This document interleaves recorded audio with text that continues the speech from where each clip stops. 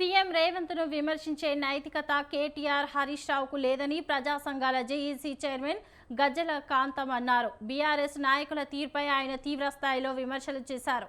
కేటీఆర్ బీసీల గురించి మాట్లాడడం సిగ్గుచేటని అన్నారు. ఏళ్ల తరబడి సాగిన వర్గీకరణ పోరాటానికి తెరదించింది సీఎం రేవంత్ రెడ్డి అని చెప్పారు కాంతం. ప్రజారంజక పాలన అందిస్తున్న సీఎంను విమర్శిస్తారా? మీ స్థాయి ఏంటని నిలదీశారు. బీఆర్ఎస్ హయాంలో ప్రతి పనికి కమిషన్లు తీసుకున్నారని గజ్జల కాంతం మండిపడ్డారు. అనవసరపు ఆరోపణలతో ప్రజలను రెచ్చగొడితే తగిన బుద్ధి చెబుతారని హెచ్చరించారు.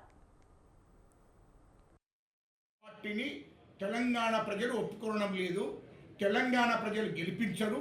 మాకు డిపాజిట్లు కూడా రావు.